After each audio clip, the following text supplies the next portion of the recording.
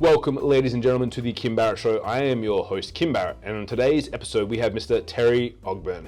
Now, Terry is a gun at working on your business, not in your business. So if you're someone who gets stuck in the weeds per se, someone who sometimes maybe has a little bit of trouble separating themselves out, and can't see the forest for the trees, this is the episode for you. And I'm sure that you're going to love some of the insights from Terry, who's been around the industry for many, many years and is here to help you grow your business.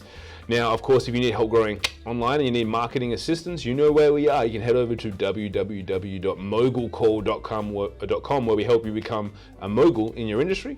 But before we do that, let's jump into the show.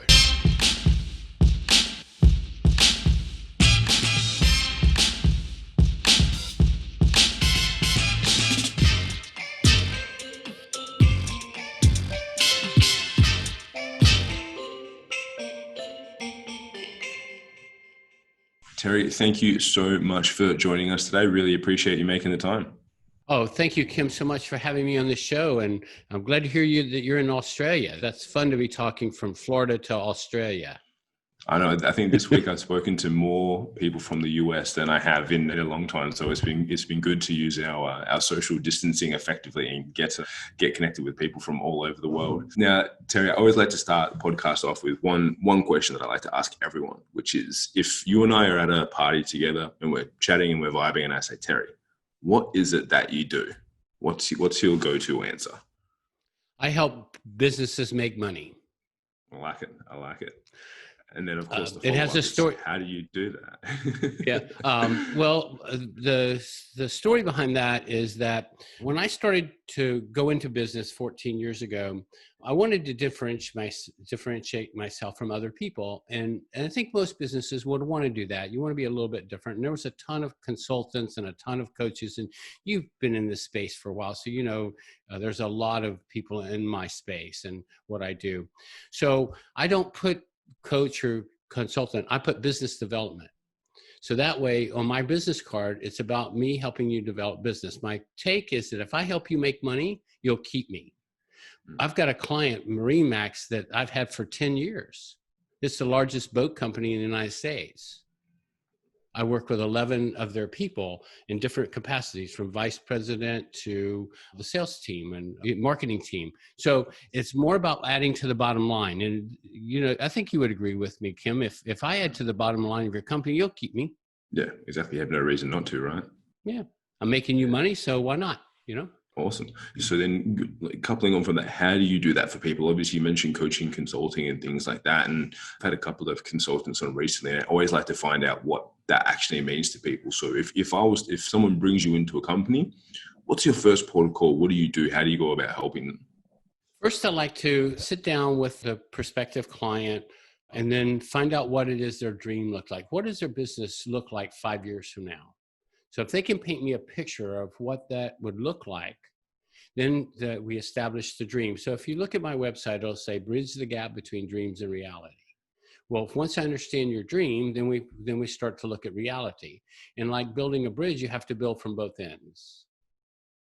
So you have to build from the dream side down, and you have to build from the what you can really work with, up to the bridge. And they're supposed to meet in the middle. So how do you, I understand in principle building from the reality side, because that's obviously doing the hard work, building things up. How do you build from the dream side? Like, what does that actually look like? Well, it'd be like taking end in mind. So let's say that you wanted to have a $10 million company or a $15 million company in 5 years. So then we'd have to say, okay, where would you be in 4 years, 3 years, 2 years, 1 year? And so then with my program, the way I teach is that you only focus on 90 days. So we take a 90-day chunk, and then we just lay out the amount of touches that you need to have, the prospecting you need to be doing, the amount of marketing that you have to be doing, but you have to lay out a marketing plan in order to get that. So then you make those intersections come together. If you need, like for an example, if you want to sell a boat a week, or a sales item one a week, you need to be making 100 touches a week. So this is communication back and forth with your client.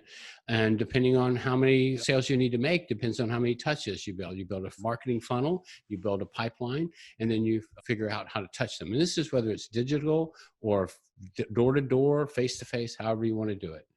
You can build a recession-proof business by simply understanding the numbers. Yeah, 100% agree. And that's the same with where, Facebook and Instagram ads is what we do, and that's what we focus on. And it's the same thing. We need to look at, how many leads someone wants, how many they're getting at the moment, what's the gap in between, and kind of fill it up. Would love to know. So you've been doing this for 15 years now. What made you 15 years ago go, I want to jump in and start consulting with people, helping them develop their businesses? Like what kicked things off there for you? If you remember that in the 2004, 2005, that's when the real estate market actually started to tank. The interest rates started to go up, and then the properties values fell and all this kind of stuff. And my idea was the end of 2005. And what I realized was if it was anybody who's going to turn this country around, it was going to be the small business people. So my work, the work that I do, the business development plan that I created, started working in 1989. And I've used this same plan with a few tweaks here and there, social media adding and things like that. But I've used this plan to help grow Radio Shack, AT&T Wireless, Century 21. So some major companies have used this, brought me on board to put my system and things in place. But when it comes down to it, Kim, it's just 4 things. And may I share that with your audience? Yeah, please. The first thing is commitment. So we have to be all in. Boats, burn the boats, as they've said many times, but get all in with whatever you're doing. Just commit to doing it. This stuff of playing around and dabbling and trying to do part-time stuff, this and that, if you don't have the funding, get the money. Do it for real. Then you have to be totally determined. Your determination must be unstoppable, because there is going to be a dark side. You're going to get up every day wondering why you did this. You're going to get up every day with people putting pressure on you, whatever. It feels like you'll never make the end, but you just got to get up every day with that attitude of expectance that you're going to make it. You're going to get through it. Find new ways to get there. I described this earlier, that it's like an ambush. If you get there to an ambush, if you cower down, you're gonna die. And if you try to run and they really want to kill you, they're gonna chase you down. So you're not getting away. So you might as well try to go through it, over it, around it, or whatever. So I'm very, I encourage all people to really be determined about what they want. Just be headstrong about it. And then put disciplines in your life. Number 3, put disciplines in your life that make your commitment come true. If you have to get up an extra half hour or hour earlier because you got to learn something to be a better person or to be a better boss or better leader or whatever, get up there with that in mind. If you're going to be the best leader in the country or wherever you want to be excellent at it. Don't be just good at it. Good is your evil. Just be the best that you can possibly be. And then visualize. Number 4 is visualization. It works. Visualize you're already in possession of the commitment, whether it's the leadership or the time management role or whatever it is that you want. Just visualize you already in possession, and you'll be surprised through the law of attraction how the doors will open for you and get you to your goals. I love those points. So one of the ones that I would love to know about, especially in times like these, right, where people's commitments being tested and all this sort of stuff, where, in filming of this, we're in the midst of all the global craziness going on. And I saw some stats this morning, I think, out of the US, which was like something like, I think it was like 20 million people were added to the unemployment line. And I think in Australia, we've probably had, we're about 1/10 of the size. So I think we've had similar, about 1 million people or something like that has happened. To me, that one of the big indicators that comes out of that is that, well, a lot of businesses were, as Warren Buffett would say, they were swimming, naked. They're like, when the tide goes out, you see who was out there swimming naked. For all these businesses to not really be able to weather a storm of 30 days or 60 days of sales going down to still be able to pay their staff. Well, what have you noticed in the crazy times going on now? Being that you've consulted with some really big companies, and you consulted with small businesses as well. What have people done wrong in the lead up to this? So what I'm looking for is like, what are the lessons that people could take away from what's happened now in the future? If something similar happened, not necessarily another flu or pandemic, but if something similar happened where it's like, cool, you've got to shut your business down for 30, 60 days. What are the things that you've noticed that good businesses do well? And what are some of the things that some of the small businesses and even big businesses, like even in Australia, our airlines, they're struggling. What are some of the things that they've done wrong in the lead up to events like this? Well, I have a lot of opinions, as you would say, Kim. I have a lot of also insight in things that I see. The large thing that I would say here is that businesses need 6 months worth of money. Okay, you need a reserve account. And when I was selling franchises, we would never let you go open a franchise that you didn't have 6 months worth of capital to run the business, as if no money's coming in. So you should always have, like when I had my air conditioning business, every morning when my bookkeeper would put the deposit together, she wrote a check to us for 2% of the money we collected that day, for that was going in our deposit. And we just kept pulling, and you'd be surprised how much money that. So when you're in a tight somewhere, you got someplace to go to get your reserve. Of course, the last thing you want to do is when you're in a tight is go to find it. Find money, because when you're in trouble, nobody wants to give you money. So that's a mistake that people are doing. So you got to anticipate. Like I was in the travel industry when I was called up, so to speak, to head up the training department for a startup for travel industry. And so we launched in 94 with the idea that we were going to go public in 5 years, which that's what you do with a franchise. So visionary, which is another thing that people have to have their hands on. They have to know what's going on in the economy. They have to know what's going on in the world. And I don't think they keep enough eye on what's going on, not just in our country, but all around the world, what's going on, where these things are, what are taking place. Well, when we started in 94 with a 5-year projection of going public. Well, in 1995, if you remember, that's when the internet started to come alive. Okay. And so my boss, we scheduled a class for us all to go to this internet class to understand more about the web and all this stuff. You can imagine I still have an AOL address, because that's the first one I got. So anyway, so after it was over, he says, we got to accelerate our going public. And we're all in like, what? Wonderment. He goes, the internet's going to destroy the travel industry. And voila. So you have to be a visionary to know. You have to look and see what's going to happen. And like as we were talking earlier, when our president got Ford Motor Company and a company in Florida to put this together, there's a great book out there called The Medici Effect. I don't know if you've heard of it, but if you or your listeners would like to read a good book, it's a great book. Have you ever heard of NetJet? Yes, NetJet, yeah. Okay. Well, NetJet was formed by two guys happening to be in timeshare in Marco Island, Florida. And they were saying, what a great idea for being able to timeshare your condo and so forth. And well, why can't we do it in the airline industry? And so they formed NetJet. Do you know who bought NetJet? No. Warren Buffett. How would it be to create an idea, put it together, and then somebody like Warren Buffett just swoop in and say, well, let me take it to a bigger level for you. This is what Shark Tanks are about. You go there with your little small idea, and these guys get behind you and throw a party, and the next thing you know, you're in sitting on the west coast of California type thing. But during crises or during times like this, we need to be more on top of our business. We need more meetings. We need more check-in periods. In times like this, when people are working from home, some people are not conducive to work from home. So now they have a doctor on board that does profiling, and this is another thing that companies can do now that'll emerge from these type of things, is learning how to profile your staff, the people you're bringing on. I mentioned to the VP that he mentioned to Dr. Bowman that he needs to come up with a profile that's ideal from working from home. So these are little things that are already out there that we need as new entrepreneurs and budding as this world changes now. It will change in just a few months. We're going to see this whole way we do business is going to change. More people are going to be at home. There's going to be more office space. There's going to be all kinds of opportunities. Every business that's out there, in my opinion, should be doing a SWOT exercise right now. Strengths, weaknesses, opportunities, and threats. And look for new ways to, I can't speak for you guys, but over here, our grocery stores are putting plastic in front of the cashiers. Well, look at there's now a product that needs to be built, serviced, replaced. There's going to be cracked. There's going to be grommets that need to be done. So let's pivot now. Your business should be able to pivot. So that means if we run into a brick wall, like air conditioning, for an example, we had this when I had my air conditioning company. Well, when we got to winter in Florida, guess what? There's no winter. So that's a brick wall. So you have to have other things to do. Another thing to do is be very transparent with your employees. This also has you, saves you.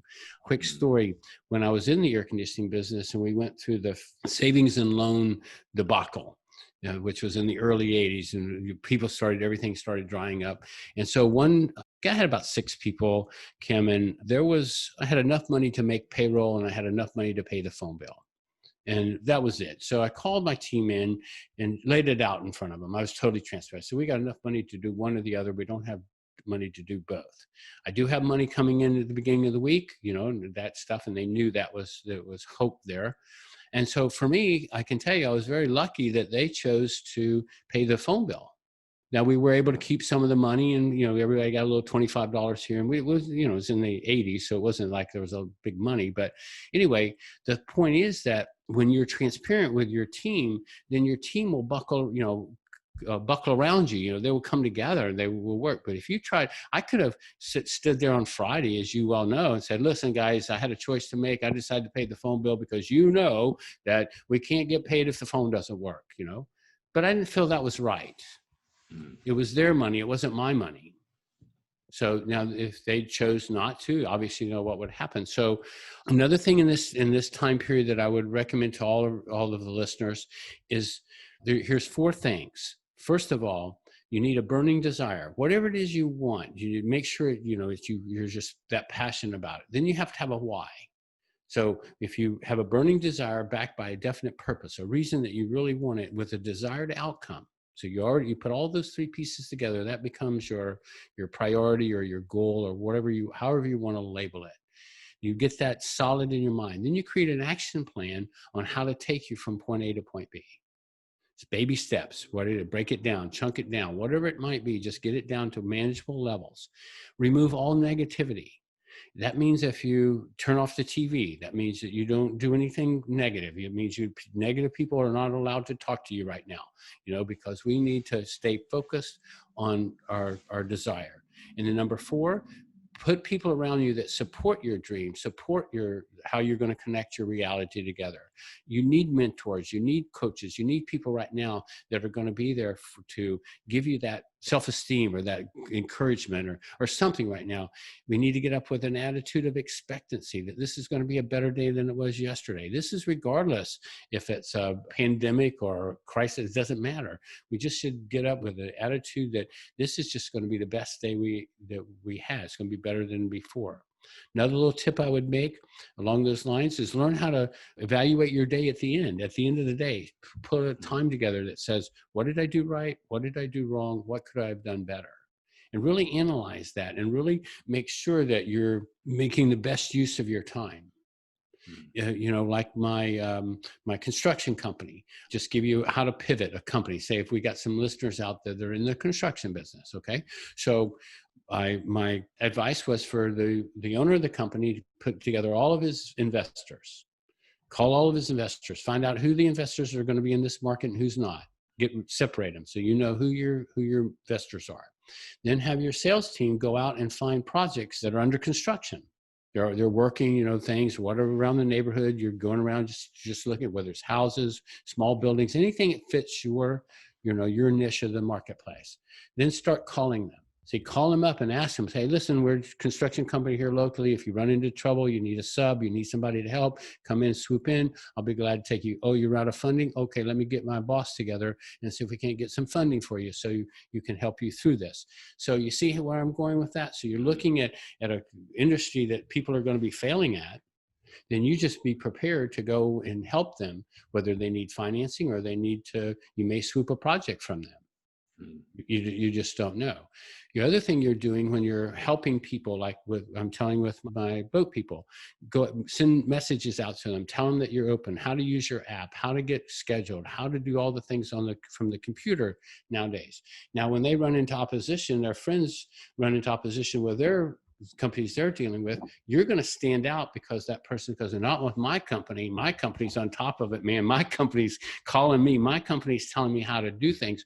So when we do emerge victorious, we're going to emerge with more market share because people are going to come flocking to us. That's so true. And I think the big thing, even from staff to stakeholders to your clients, I think, as you said there, is the communication. like you just have to talk to people about what's going on. I think, as you said, if you bury your head in the sand, then it's like nothing's going to happen. And I know even from removing the negativity, like when everything first broke in Australia, I remember I was like, okay, I'm going to see how negatively this affects me. So I was watching on Facebook. I was looking at all the stories. I was reading all of the news articles. I was looking at everything, reading everything that was going on in Australia. I literally started to feel like I was sick. I was like, oh, I started coughing. I was like coughing a little bit. I was like, do I have a fever? Like what's going on? Right. It literally, it affects you when you consume that stuff. So I think so important what you said there. And then I think if you do get all those points, as you mentioned, in alignment, then it makes it so much easier going forward. And it's easier for you to communicate because you know exactly what you're doing, why you're doing it, and the how as well. And then all you've got to do is actually take the action towards it. So I absolutely love all the points you've just shared. Can't point to one thing you were talking about. Our cells are not connected to each other. Most people don't realize that. But if you do a scientific study, you'll find out that there's a membrane that encompasses each cell. So the cells are not actually touching. The membrane is touching, and that membrane is what holds everything together. And that's called ether. And that ether stores energy.